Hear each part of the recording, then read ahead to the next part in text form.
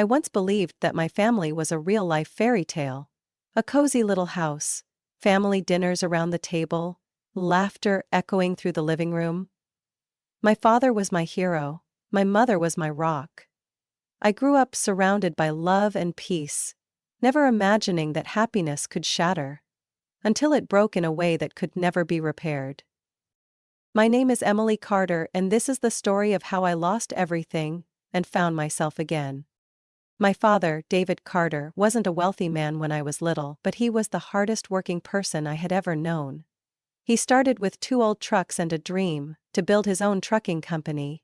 I still remember those childhood days when he'd come home, his clothes stained with grease, his body exhausted, but his face lighting up the moment he saw me. He loved his job, but he loved his family more. My mother, Linda, used to be a manager at a local restaurant. She was always busy with work, often complaining about long shifts and difficult customers. But she had a dream too. To be a full-time wife, taking care of her family and living the elegant life of the housewives she admired in magazines. And my father, like a hero straight out of a romance novel, promised her that one day, she wouldn't have to work anymore. That promise became reality when I turned 8.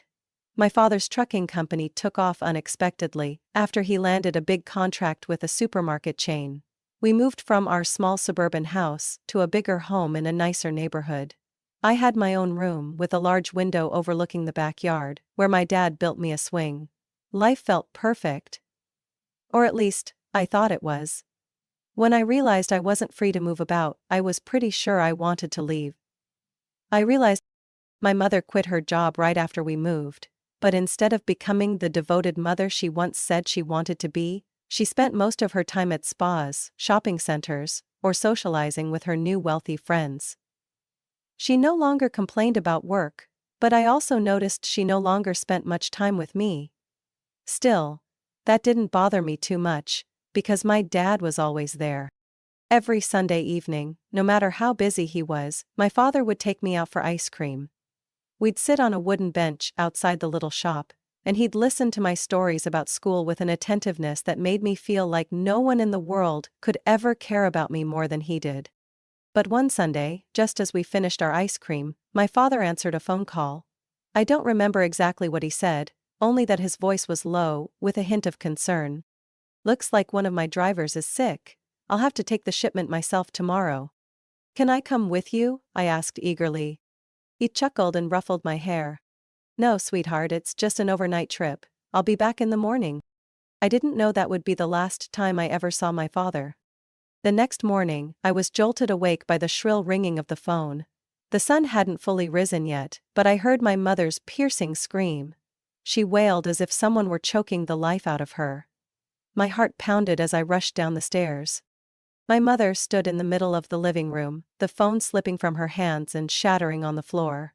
A police officer was speaking to her, but I only caught fragments of his words. "Accident. Highway. Didn't make it." My world collapsed in that moment. They said my father died on the spot, that he felt no pain. But how could they know? How could they be so sure? I didn't need their comfort. I just needed my father to come home. The funeral was held a week later. I don't remember much.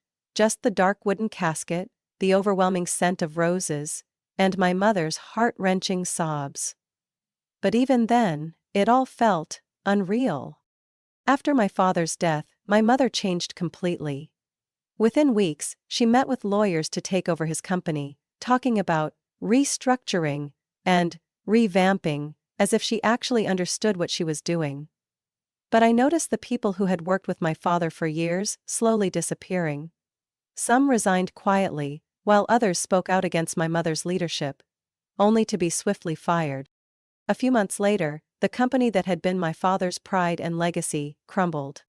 But that was only the beginning of the real nightmare.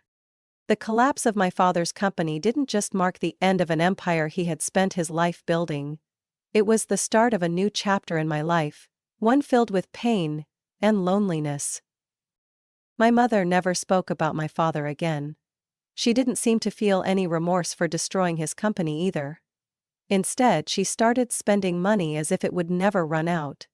expensive dresses, designer handbags, lavish vacations with new friends I had never seen before. Every week, she threw extravagant parties at our house, where laughter and the clinking of glasses echoed through the living room. While I hid in my bedroom, clutching the teddy bear my father had given me, feeling like a stranger in my own home. At first I still tried to reach out to her. I asked if she wanted to have dinner together, if she wanted to hear about my schoolwork. But she always brushed me off with a half-hearted smile and the same familiar phrase, "I'm busy, Emily, take care of yourself." Over time, I learned to stop asking. Then one day, my mother told me something that changed everything. "I've met a wonderful man," she said, her voice filled with excitement as she sat across from me in the kitchen. "His name is Mark Reynolds. The two of us are going to have a new family, Emily. Isn't that what you want?" I didn't want a new family. I had a perfect one. Until she destroyed it. But I said nothing, just lowered my head, feeling a lump forming in my throat. A month later, my mother married Mark, a tall man with a polished appearance but cold, unreadable eyes. Right after the wedding, he and his daughter, Olivia, moved into our house. From the moment they stepped through that door, I officially became an outsider in my own home. Everything changed instantly. Olivia, who was my age, but spoiled endlessly by my mother and Mark, took over the attention that had once been mine. I was no longer my mother's only daughter, and it was as if she had completely forgotten I existed. "Emily, you need to learn to share," my mother said when I protested Olivia taking my room. "You can move into the smaller one, it's not that big of a deal, right?" But it wasn't just a room. It was the place where my father had built my bookshelf with his own hands, where I had taped my messy childhood drawings to the walls, where my happiest memories lived. And yet, in a single afternoon, Olivia stormed into my room, threw my clothes onto the floor, shoved my belongings into a corner, and redecorated everything as if it had always been hers. I objected, but Mark just looked at me with cold, unblinking eyes. "This is your mother's decision," he said. "If you don't like it, you're free to find somewhere else to stay." A few days later, my mother fired Mrs. Diane, the housekeeper who had cared for me since I was little. She was the only one who remembered my birthday, the one who had held me tightly on the day my father died, the one who silently wiped my tears when my mother was too busy with her parties. When she left, it felt like the last piece of stability in my life was gone. I was nothing to my mother anymore. Around that same time, I started noticing something strange about the late-night conversations between her and Mark.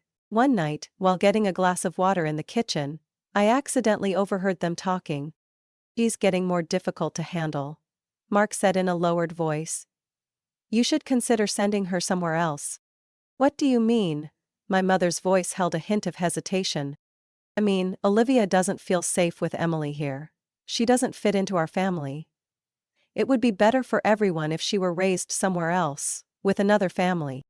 I stood frozen, the glass of water trembling in my hands. "Are you talking about an orphanage?" my mother asked. She didn't sound shocked. Just like she was considering it. "Not necessarily," Mark said lightly, as if it were no big deal. "We could find a family to adopt her. A family that would actually care about her, and we could move on with our lives without the burden." A long silence followed. I held my breath, waiting for my mother to protest, to defend me, to say that I was her daughter and that she could never abandon me. But all she said was, "Let me think about it." My grip on the glass tightened until my knuckles turned white. I was no longer my mother's daughter, I was just a burden she was considering getting rid of. I ran upstairs, locking myself in the darkness, forcing myself not to cry. I used to think losing my father was the worst thing that could ever happen to me. But now, I realized that being abandoned by my own mother was 100 times more painful. My 13th birthday should have been special. But in this house, nothing mattered anymore. No cake, no presents, not even a simple, "Happy birthday" from my mother. I had gotten used to it. That morning, I curled up on the small bed in the cramped room they had shoved me into, listening to Olivia's laughter echoing from her room. the room that used to be mine. Downstairs, I could hear Mark and my mother talking, their voices fading as the front door opened and then closed. Someone had arrived. Heart pounding, I crept down the stairs. In the living room, two guests sat across from my mother. One was a middle-aged man with salt and pepper hair and deep-set blue eyes. Beside him sat a gentle-looking woman with soft brown hair cascading over her shoulders. Her eyes met mine with warmth and kindness. "Emily," my mother spoke, her voice unusually soft. It unsettled me. "This is Uncle Thomas and Aunt Margaret. They're your father's family." I stood frozen. My father's family? My mother had never mentioned them before. Uncle Thomas gave me a small smile, but there was sadness in his eyes. "Hello, Emily. I'm your father's younger brother." I didn't know what to say. For the first time in 2 years, someone spoke about my father with genuine respect. "They're going to adopt you," my mother continued, her tone as casual as if she were discussing grocery shopping. "We all know you're not happy here, Emily. You don't fit into my new life with Mark. Thomas and Margaret don't have children. They can take better care of you." I stood in stunned silence. She was giving me away. I had always thought that, no matter how cold or distant she was still my mother. But on the very day of my birthday, she declared that I was no longer part of this family. I swallowed hard, fighting back tears. "So you just want to get rid of me," I said. My voice dry and hollow. My mother didn't deny it, she simply shrugged. "I think it's what's best for all of us." I turned to Mark, he didn't bother hiding his satisfaction. Olivia sat on the couch, arms crossed, watching me with smug triumph. Uncle Thomas stood up and walked toward me. "I know this is sudden, Emily," he said gently. "But if you're willing, we'd love for you to come live with us. You're not being forced. This is your decision." My decision? I glanced around the house one last time. The home that had once held my father's memory was now nothing more than a cold, empty place, filled with strangers. Mark and Olivia had never seen me as family. My mother had never stood by my side. There was nothing left for me here. I lifted my head and looked into Uncle Thomas's eyes. "I'm going," I said, my voice steadier than I expected. My mother didn't protest. She didn't cry, didn't hug me, didn't show a hint of regret. "Good," she said. "Go pack your things." I ran upstairs, my throat tight with emotion. I threw a few sets of clothes into a small suitcase, stuffing the most important things into my backpack. A single photo of my father and me, the teddy bear he had given me, an old journal. Within minutes, I was ready to leave. As I walked down the stairs, Olivia couldn't hide her smug grin. "So you're finally leaving?" she muttered as I passed by. I didn't bother responding. Uncle Thomas held the car door open for me. As I slid into the back seat, my heart pounded so hard I could hear it. "Let's go," I whispered. The car pulled away. I didn't look back. Uncle Thomas and Aunt Margaret's new home was in a quiet suburban neighborhood. It wasn't big or grand like the house I had left behind, but it was infinitely warmer. As we stepped inside, Aunt Margaret gently placed a hand on my shoulder. "You can call me Aunt if you'd like," she said softly. I didn't answer. I didn't know how to feel. The first few days in my new home felt strange. I wasn't used to gentle kindness. To having someone ask what I wanted for dinner. To knowing someone would be there when I came home from school. Aunt Margaret baked cookies for me, and Uncle Thomas helped me with my math homework. They didn't force me to be close to them right away. They gave me space to adjust, but were always there if I needed someone to talk to. For the first time in years, I didn't feel alone. Slowly, I began to believe that this place could be home. I no longer had to fear being abandoned. I was no longer a burden to anyone. For the first time in years, I felt safe. The years after leaving my mother's house were a journey of learning how to rebuild my life. At first I was hesitant, afraid that if I let myself trust someone again, they would abandon me just like my mother had. But Aunt Margaret and Uncle Thomas were patient. They never forced me to open up. They simply stayed by my side whenever I needed them. Every morning, Aunt Margaret made breakfast for me before I left for school. Every evening, Uncle Thomas helped me with my homework, never scolding me when I got things wrong, but instead patiently explaining each step. They weren't my biological parents, but they became the family I had always wished for. Under their care, I slowly found myself again. I threw myself into my studies. Not just to prove something to myself, but because I wanted to repay their kindness. High school wasn't easy, but I no longer felt as lost as I once did. I joined the debate team, tried my hand at the science club, and even participated in a few volunteer projects. I began to believe in my own potential, that I was capable of more than just existing. Unbeknownst to me, Aunt Margaret and Uncle Thomas had been quietly saving money for me from the moment I moved in with them. By my senior year, they sat me down and told me they had saved enough to help me go to college. "We're not wealthy," Uncle Thomas said as I stared in shock at the bank statement he handed me. "But we know you have great potential. You can do amazing things, Emily." I cried that night. Not because I was sad, but because, for the first time in my life, I truly believed that someone had faith in me. I was determined not to let them down. I spent countless hours studying every night, aced my SATs, and finally received an acceptance letter from the University of California's Business School.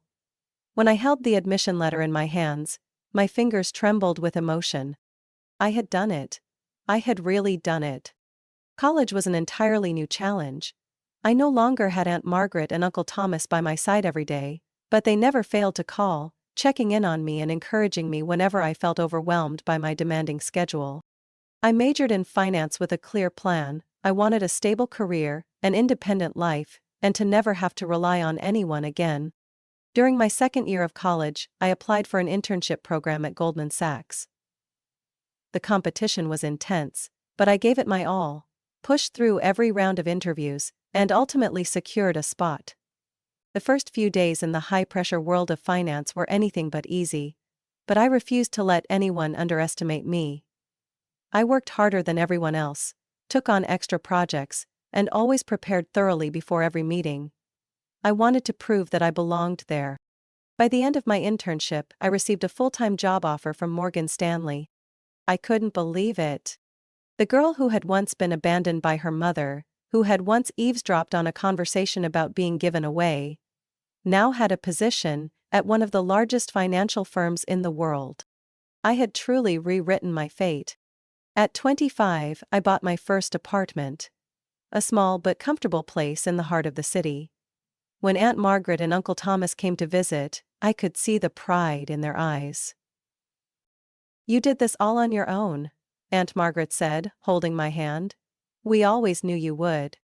I started to enjoy the life I had worked so hard to build. I no longer feared that one day, everything would be taken away from me. This was my life, and I was in control. Then one day, I met Michael.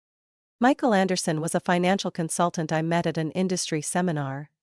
He wasn't like the arrogant or distant professionals I often encountered in my field. He was smart, funny, and most importantly, he actually listened to me. Having lived with my stepfather, I knew what it meant to have an adult. At first, I was terrified of letting someone into my life. I had spent my entire existence building walls, reminding myself that I didn't need anyone. But Michael slowly made me rethink that belief. He was patient, never pushing me, never forcing me to face things I wasn't ready for. He didn't just love the person I had become. He embraced my past, with all the scars I carried. We dated for a year before he proposed. As I looked down at the ring on my finger, I couldn't help but think of the girl I used to be.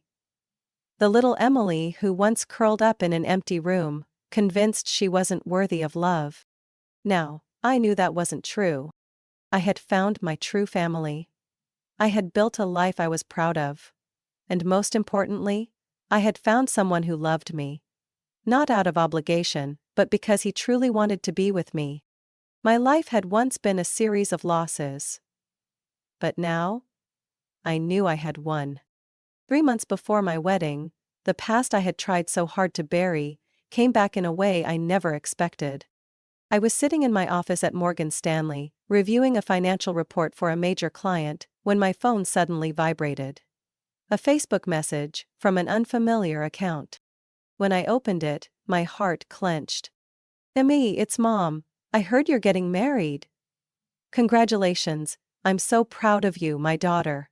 I've changed a lot and I regret everything that happened in the past. I miss you so much. Can you give me a chance to make things right? I really want to be there on your big day." I stared at the screen, my fingers frozen. Linda Carter. The woman who abandoned me on my 13th birthday. The woman who handed me off to strangers without a second glance. All these years, she had never looked for me. When I graduated high school, she wasn't there. When I earned a scholarship to college, she didn't care. But now that I had built a successful career and was getting married, she suddenly remembered she had a daughter? I closed my eyes, steadying my breath. I knew why she was reaching out. It wasn't because she missed me. It was because she needed something from me. I had once been a burden she wanted to get rid of. And now, I was an opportunity she could exploit. I opened Facebook and typed a short response. "You are not my mother. You lost that right a long time ago. Don't contact me again." Then, I blocked her account. My hands trembled slightly as I set my phone down, but, deep inside, I felt lighter. I was no longer the little girl crying in the corner of a dark room, desperate for love. I had a real family now. I didn't need her validation anymore. That morning the sky was clear, and the sunlight stretched softly across the estate where we were holding the wedding. Standing in front of the mirror in the bridal suite, I smoothed out the fabric of my pure white wedding dress, my heart overflowing with happiness. Aunt Margaret adjusted my veil with careful hands. "You look beautiful, Emily," she whispered, her eyes warm with love. Uncle Thomas stepped into the room, his smile filled with pride. "Ready, princess?" I smiled. "I've never been more ready." But just then, there was a hurried knock on the door. One of the security staff stepped inside, looking uncomfortable. "Miss Carter, I'm sorry, but there's a man and a woman at the gate. They're insisting they're your family and demanding to be let in." My hands clenched into fists. I knew exactly who it was. "What are their names?" I asked, even though I already knew the answer. "Linda Carter and Mark Reynolds," he said. "They claim to be your parents." Aunt Margaret immediately turned to me, concern etched across her face. I took a deep breath. "They are not my parents." Uncle Thomas placed a steady hand on my shoulder. "We can have security remove them." I hesitated. A part of me wanted to ignore them, to leave them standing at the gate, and let them realize they no longer had a place in my life. But another part of me knew that if I didn't face them now, they would keep finding ways to intrude on my life. I needed to end this. "I'll handle it," I said, gently removing my veil and walking outside. When I reached the gate, Linda stood there, her face twisted in frustration. She was dressed elegantly, but her clothes were outdated, no longer fitting the wealthy image she once had.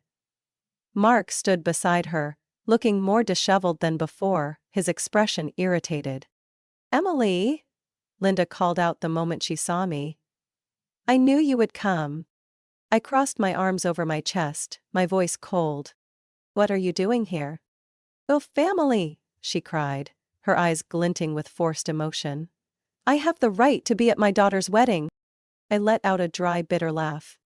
"Family? You mean the people who abandoned me when I was 13, the ones who called me a burden and tried to get rid of me?" Her lips pressed together, but before she could respond, Mark cut in, his tone sharp. "Look at you, Emily, living in luxury while your mother and I struggle. If you had any decency, you'd help us." So that was it. They weren't here because they cared about me, they were here because they needed money. I stared at them, feeling an unexpected sense of calm. "You have no right to ask anything of me. I owe you nothing." Linda opened her mouth to argue, but I lifted a hand to stop her. "There is no place for you in my life anymore," I said firmly. "I have a real family now. People who love me not because they have to, but because they truly want to. And you are not part of that. I turned to the security staff. But please escort them out. Emily! Linda screamed as two security guards stepped forward. You can't do this to your mother. I looked at her one last time. I just did. Then I turned and walked away, leaving them to be escorted off the property. When I returned to the bridal suite, Uncle Thomas and Aunt Margaret were waiting, their faces filled with concern. Are you okay? Aunt Margaret asked gently. I took a deep breath, then smiled. I've never felt lighter. I stepped onto the aisle where Michael was waiting for me. The moment he saw me, he smiled, his eyes full of love. Today was not a day for the past to return. Today was the day I started a new life. The life I chose for myself. Emily Carter's story is a powerful testament that a painful past does not define who we are. It is how we overcome it that truly matters. Abandoned by her birth mother and losing the family she once believed was whole, Emily refused to let her pain consume her. Instead, she fought to rise above it, found a real family, built a successful career, and ultimately discovered true love.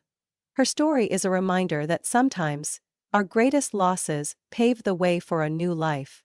One that is stronger, fuller, and happier than we ever imagined. Emily Carter's life is a journey from pain to happiness, from loss to freedom. What do you think about her story? If you were in Emily's shoes, what would you have done? Share your thoughts in the comments below. Don't forget to follow the channel for more meaningful stories about life and family.